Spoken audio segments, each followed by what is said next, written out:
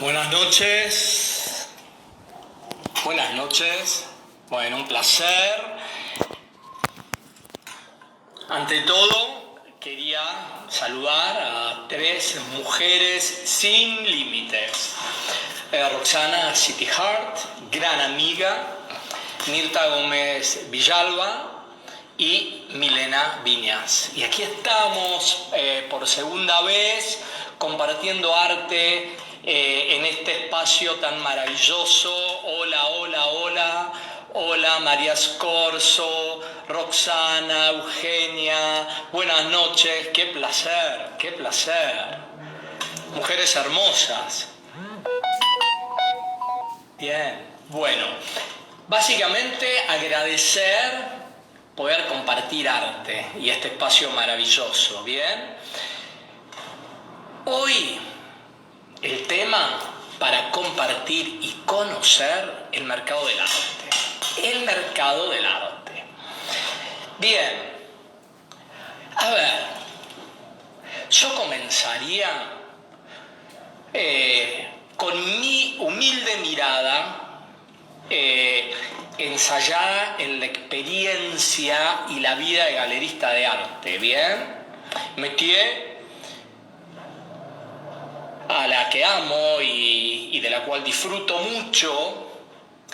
Y esta experiencia, que siempre es poca, ¿no es cierto? Siempre es poca, pero esta experiencia desde lo personal me lleva a la conclusión de que no podemos establecer normas de arte. No podemos establecer normas de arte. Esa es mi primera conclusión. Y ustedes se preguntarán por qué no podemos establecer normas de arte.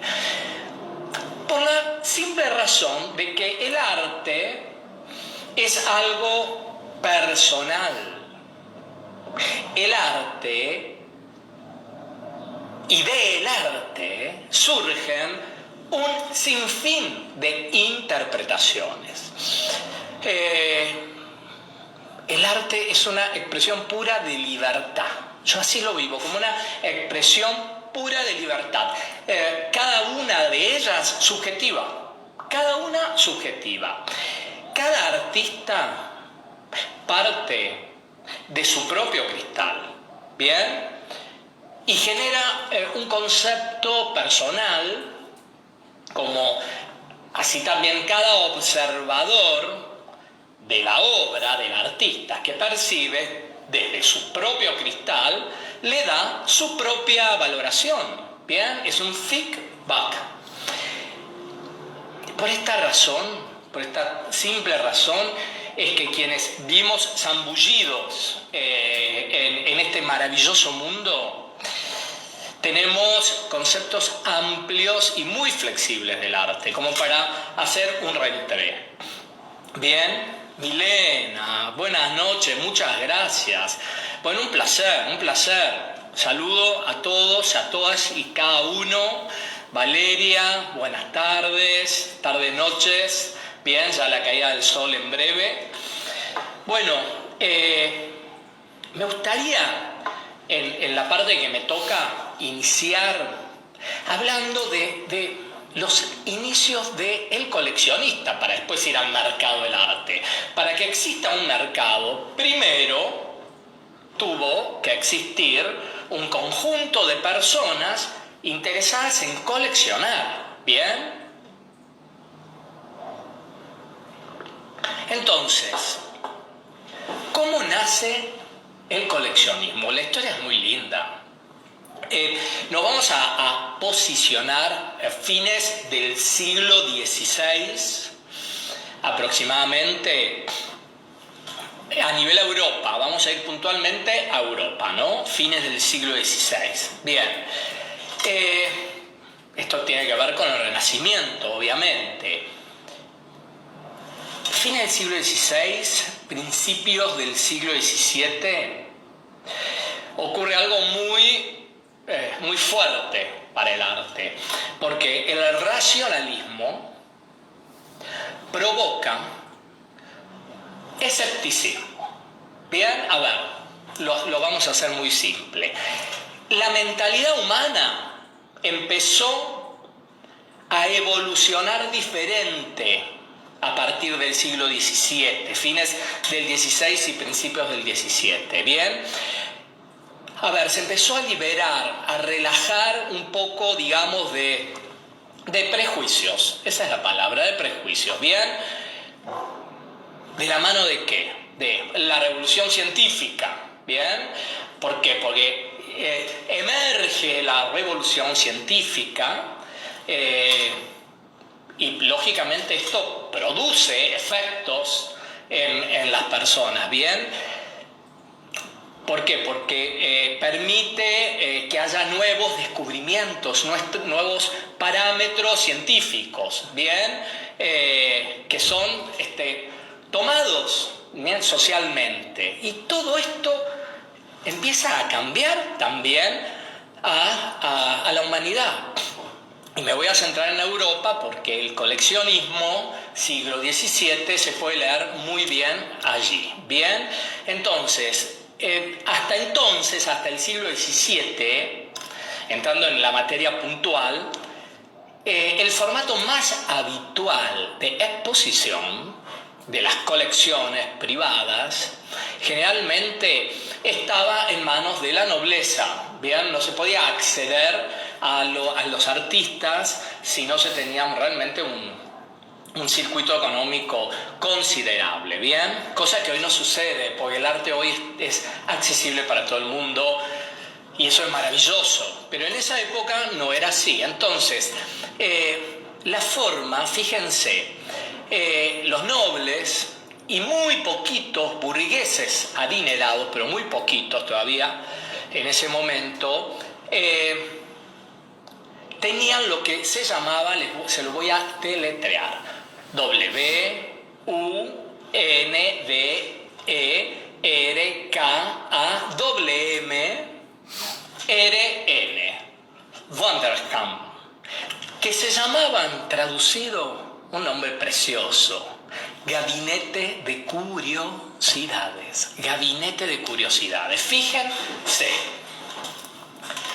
estos gabinetes de curiosidades albergaban objetos preciados, en este caso de la realeza, por supuesto, y los visitantes específicos que ellos llevaban a sus residencias podían conocer estos cuartos mágicos, cuartos de maravilla. Bien, pero bueno, estaba dado exclusivamente para un grupo de gente muy selecto perteneciente a la nobleza.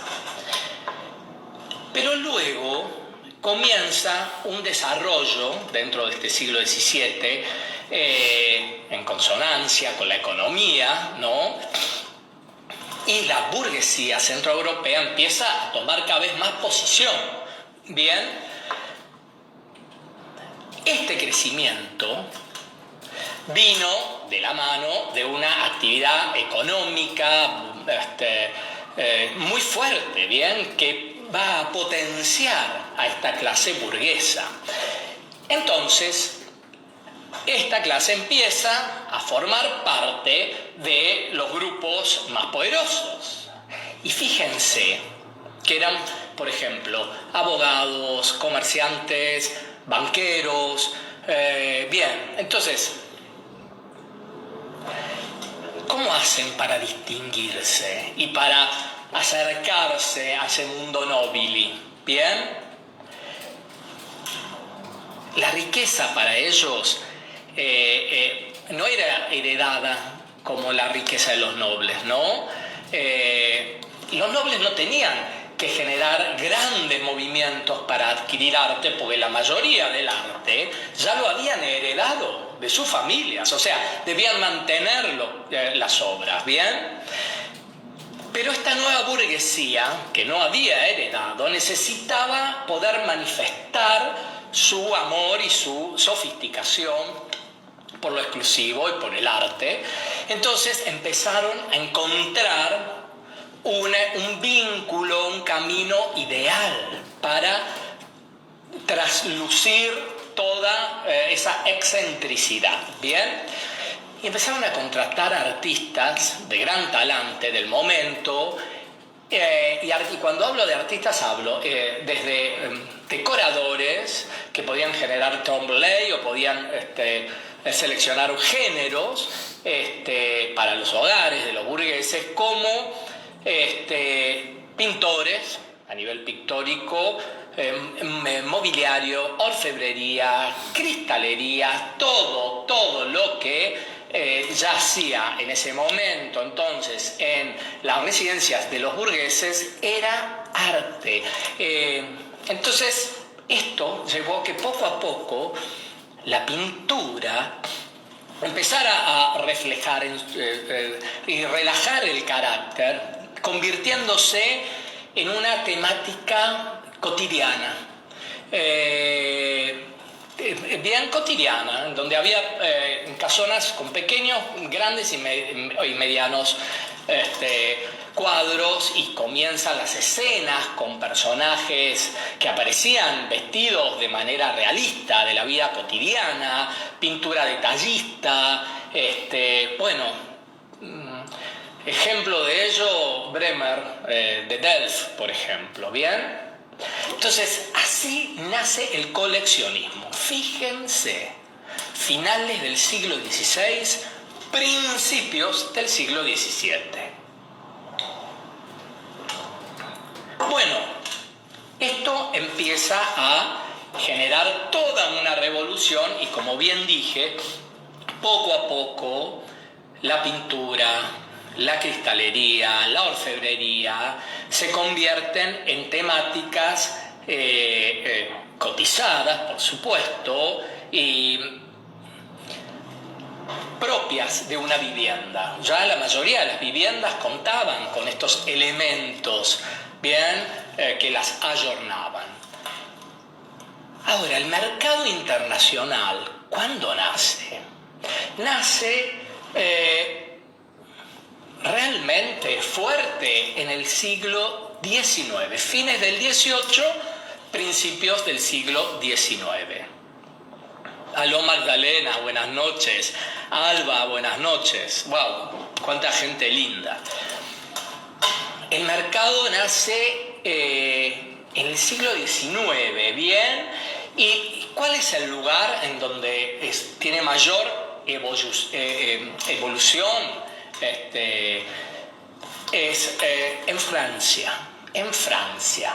Tengamos en cuenta que Francia siempre estuvo a la vanguardia, y desde la mirada del propio ciudadano, el arte es un elemento que va a influir también en su propia economía histórica, en su propia economía histórica, ¿no es cierto? Entonces, se me había apagado el aire acondicionado, hace mucho calor realmente.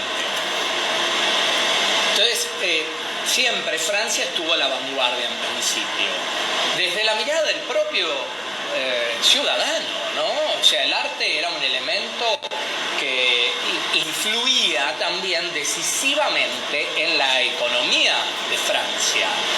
Tenía muchísimo que ver también con el circuito económico de valores de Francia, como también a partir del siglo XX tuvo la moda, ¿bien? Perdón. Es el aire acondicionado, me dicen que no se escucha muy bien, disculpen.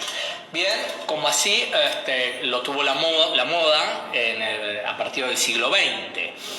Entonces, comienza el mercado internacional forjado fundamentalmente en Francia como un elemento económico, ¿ves? Que realzaba la economía de Francia, ¿bien? Y Francia, fíjense, que dio lugar a escuelas históricas. Bueno, sin ir más lejos, la Escuela de Bellas Artes, fundada en el año 1796 o 97, si no me equivoco, ¿bien? En París, por supuesto, hasta la fecha. Ahora, también en Francia hubo muchas intervenciones anteriores.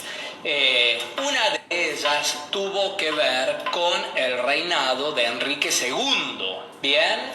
¿Por qué tuvo que ver? Porque la esposa de Enrique II era Catalina de Medici. Catalina de Medici fue un ícono en el arte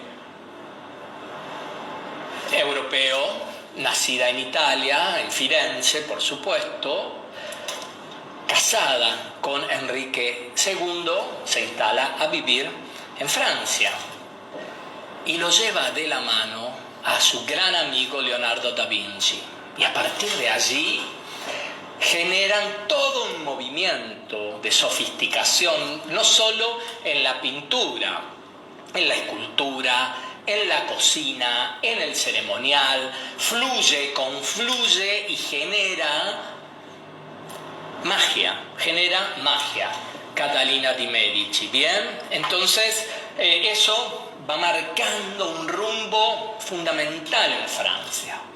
Pero esto es hasta el siglo XX. Ya a partir del siglo XX, el mercado comienza a ampliarse y empieza a mirar Inglaterra. Fíjense, bien, Inglaterra comienza a tomar gran posición en el mercado internacional del arte y a fines del siglo XX, principios del siglo XXI, se suma una tercera potencia, Estados Unidos.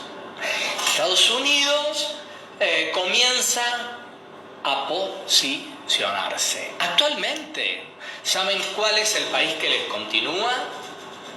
Asia.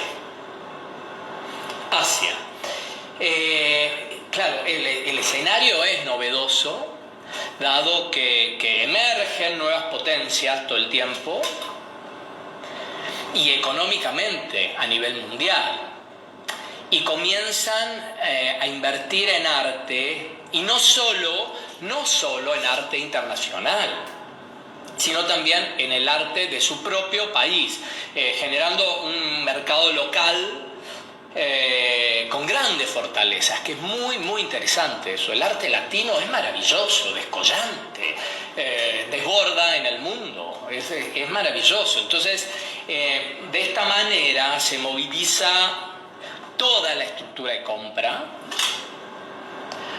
del objeto artístico a nivel global.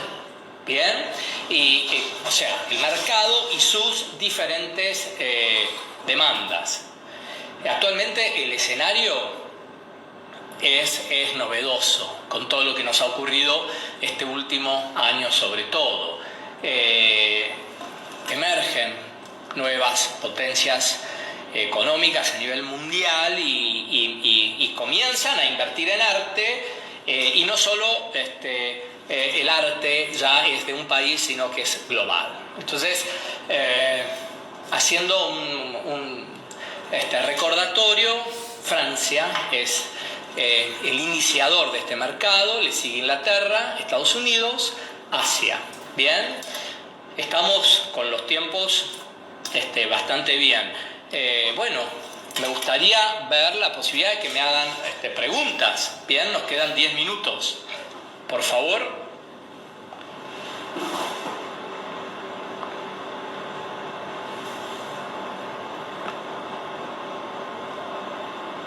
Bien. Voy a saludar, tanta gente linda. Bien, bueno, entonces, básicamente, hoy nos encontramos con un parámetro mucho más amplio. Fíjense que en los inicios de los coleccionistas, allá por fines del siglo XVI, con estos cuartos o gabinetes de curiosidades que llamaban, en donde reunían todos estos objetos que podían ser, no era solo obra pictórica, bien, hablamos de alhajas, orfebrería, cristalería, trofeos, etc. Esto que pertenecía exclusivamente a la nobleza, luego sobre todo en el centro de Europa, comienza a generar un desarrollo extraordinario porque la burguesía empieza a tomar protagonismo. Alba Bluestein me consulta cómo veo el mercado internacional de joyas.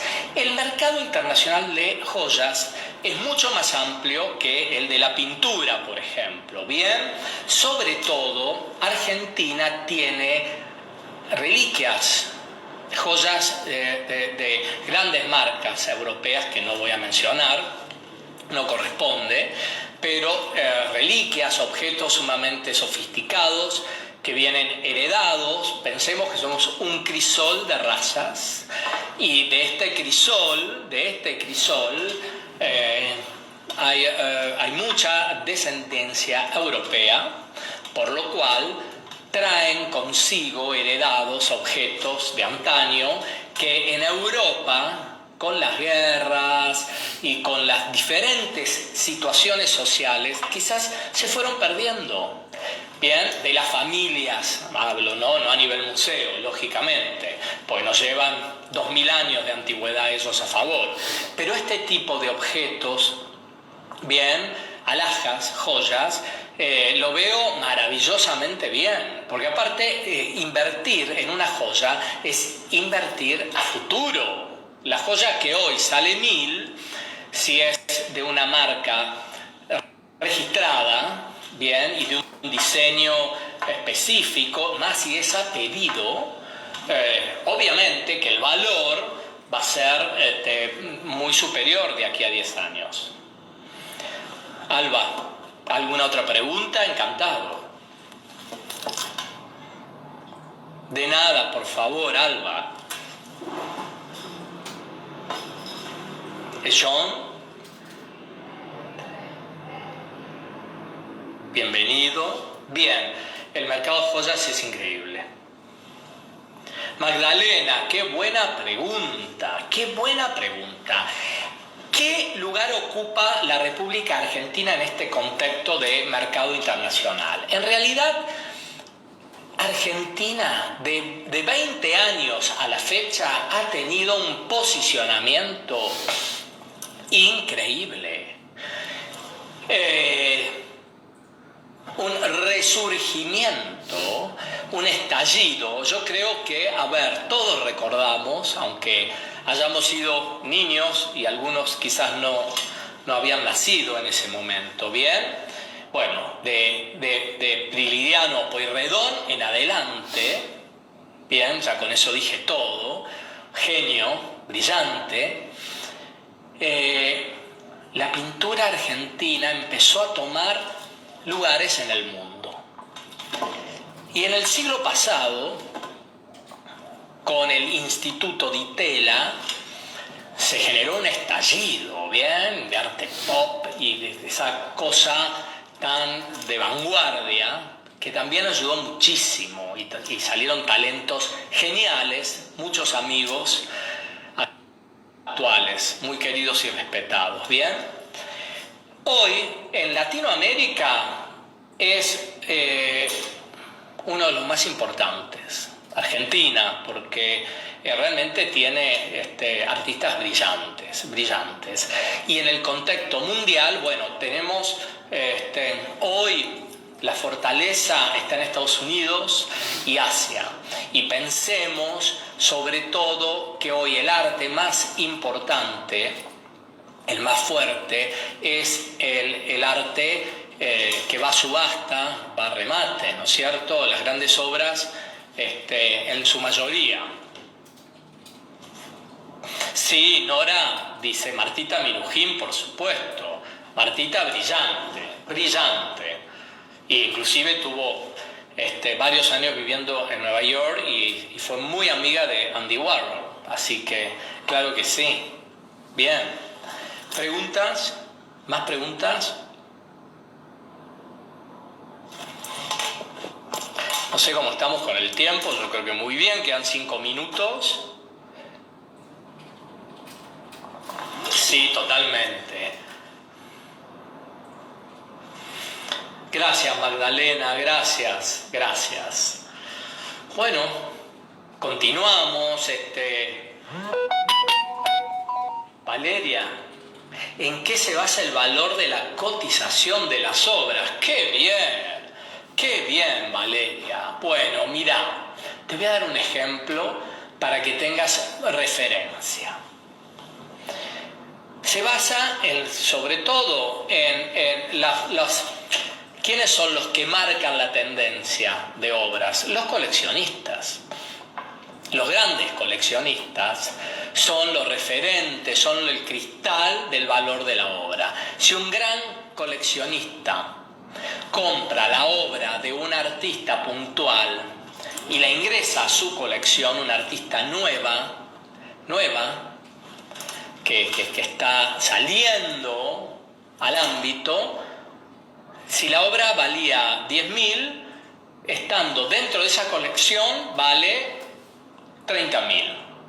Y de acá a 10 años, 60 seguramente. Bien, es así. Eso es lo que la cotización se basa, sobre todo en quién elige a ese artista. También se basa en los lugares en donde expuso ese artista. Bien. Y se basa mucho también en las necesidades culturales, porque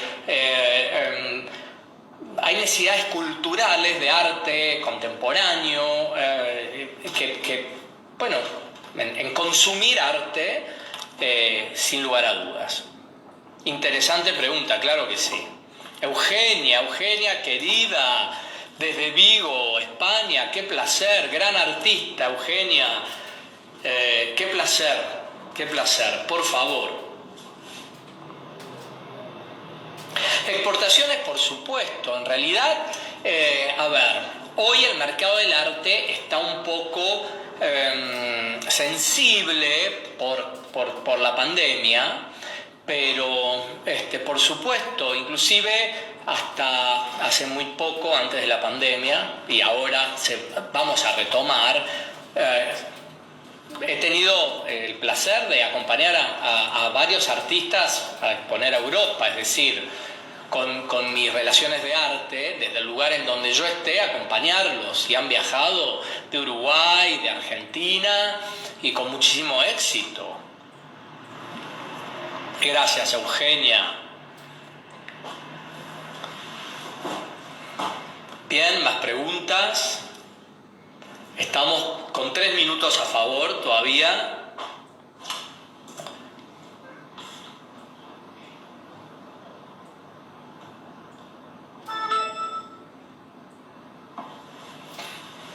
Bien.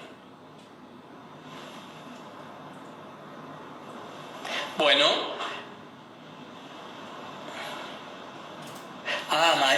María. Arte va. Es una idea excelente, Arte va, porque Arte va que da la posibilidad a grandes artistas que están fluyendo de hacerse conocer, de poder compartir un espacio. Siempre fue muy grato para mí visitar Arte va, me han tratado maravillosamente bien, pero bueno, este año no pudo ser. No. Bien, artista uruguayo, y chicos, por Dios, tengo tantos artistas uruguayos maravillosos que no quiero que se me ofendan, pero realmente Claudio Del Po.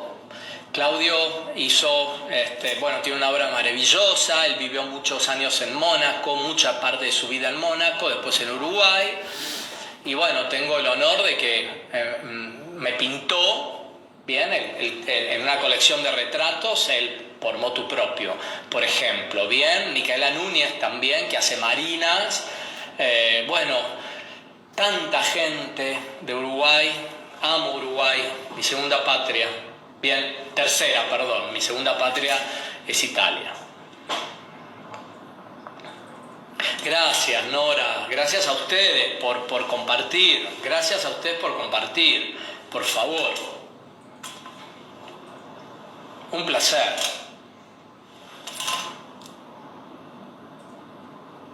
Bueno, ¿alguna otra pregunta? Encantado, respondo.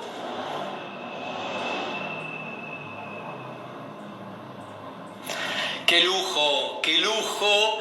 Roxana, creativa, exquisita.